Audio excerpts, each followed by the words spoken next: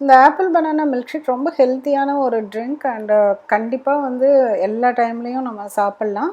இந்த வீடியோவை பார்த்துட்டு சேனலில் மறக்காமல் சப்ஸ்கிரைப் பண்ணுங்கள். இதுக்கு தேவையான இன்க்ரீடியன்ட்ஸ் லிஸ்ட் இதில் கொடுத்துருக்கேன். இந்த ரெசிபி செய்கிறதுக்கு ஒரு 2 மீடியம் சைஸ் ஆப்பிள், பனானா, வாழைப்பழம், அப்புறம் பால், அப்புறமேல ஐஸ்கிரீம் இது எடுத்துக்கலாம். எப்போவுமே வந்து இந்த மில்க் ஷேக் செய்கிறப்ப ஆப்பிளை வந்து தோல் சீவி சின்ன சின்னதாக கட் பண்ணிக்கோங்க. மிக்ஸி ஜாரில் போட்டுட்டு வாழைப்பழத்தையும் வந்து சின்ன சின்னதாக வந்து துண்டு பண்ணி போட்டுக்கலாம். இது வந்து ஒரு 4 பேருக்கு சரியாக இருக்கும். ஒரு 200 to 250 ml வந்து மில்க் வந்து நம்ம சேர்த்திக்கலாம். நல்லா வந்து அரைச்சிருங்க. நல்லா வந்து அரைச்சிட்டு நல்லா ஸ்மூத்தாக இருக்கணும். அந்த மாதிரி அரைச்சிட்டு அதுக்கப்புறம் வெனிலா ஐஸ்கிரீம் ஒரு 4 ஸ்கூப் எடுத்துகிட்டு போட்டுக்கோங்க. இதுக்கு ஸ்வீட்டுக்கு நம்ம ஐஸ்கிரீமில் இருக்கிற ஸ்வீட் அண்டு அந்த ஃப்ரூட்ஸில் இருக்கிற ஸ்வீட்டே போதும். எக்ஸ்ட்ரா ஸ்வீட் தேவையில்லை. எப்போதும் பழுத்த வாழைப்பழமாக இருக்கிறது தான் நல்லா டேஸ்ட்டாக இருக்கும். இது கூடயே வந்து நம்ம ஒரு கப் ஐஸ் க்யூப்ஸ் போட்டு அதையும் நல்லா ஒரு தடவை மிக்சிலேயே வந்து பிளெண்ட் பண்ணிவிட்டு நம்ம எடுத்துடலாம். அவ்வளோதான். சூப்பர் டேஸ்டியான apple banana milk shake ready ஆயிடுச்சு. கண்டிப்பாக செஞ்சு பார்த்துட்டு உங்கள் கமெண்ட்ஸை சொல்லுங்கள். ரொம்ப ரொம்ப டேஸ்டியாக இருக்கும்.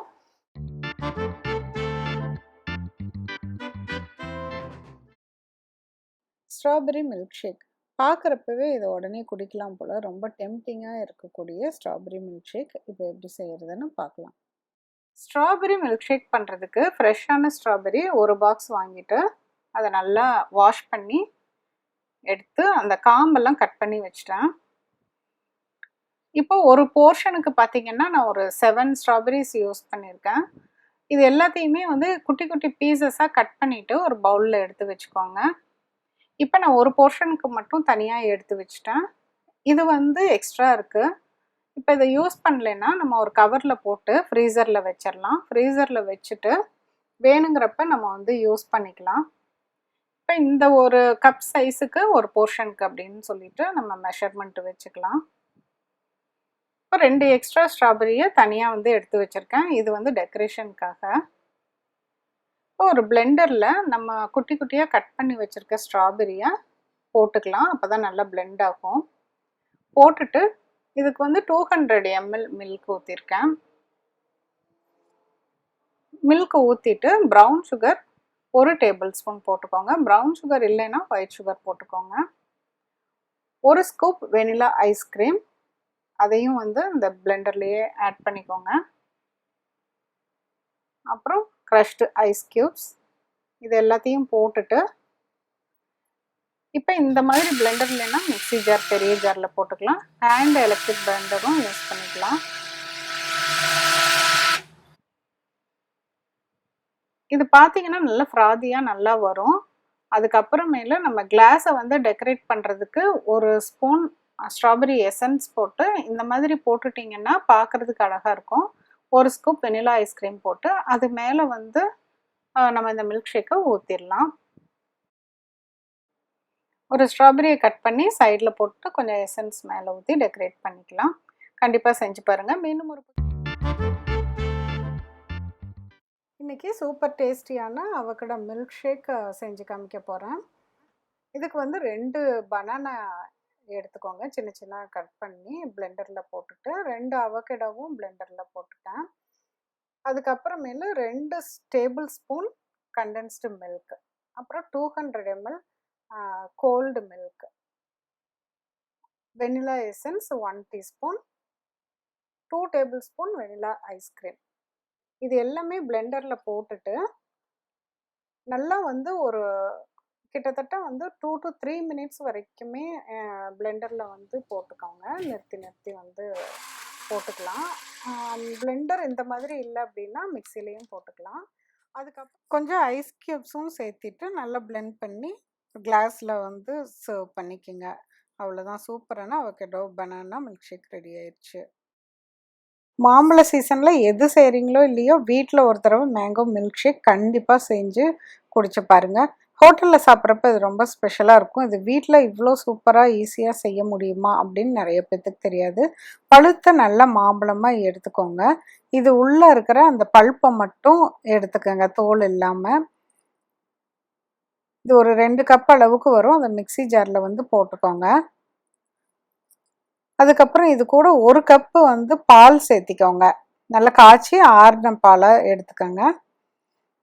1 கப்பு பால் சேர்த்திட்டு 1/2 கப்பு க்ரீம் சேர்த்திக்கோங்க. இதுக்கு வந்து ஐஸ்கிரீம்லாம் போட தேவையில்லை க்ரீம் சேர்த்துறனால. சப்போஸ் க்ரீமும் இல்லைன்னா நீங்கள் வந்து பாலே வந்து இன்னும் கொஞ்சமாக சேர்த்திக்கலாம். 2 டேபிள் ஸ்பூன் அளவுக்கு சர்க்கரை போட்டால் போதும். நல்லா ஃபைனாக 1.5 நிமிஷம் வரைக்கும் நல்லா அரைச்சி ஐஸ் க்யூப் போட்டுட்டு நம்ம அரைச்சதையும் சேர்த்திருங்க. அவ்வளோதான், நம்ம மேங்கோ மில்க் ஷேக் சூப்பராக ரெடி ஆயிடுச்சு. இது மேலே மாம்பழ துண்டுகளை வந்து போட்டு டெக்கரேட் பண்ணிவிட்டு நீங்கள் சர்வ் பண்ணுங்கள். ஹோட்டலில் இருக்கிற டேஸ்ட் எல்லாம் தோத்தரணும், அவ்வளோ நல்லாயிருக்கும். கண்டிப்பாக செஞ்சு பாருங்கள்.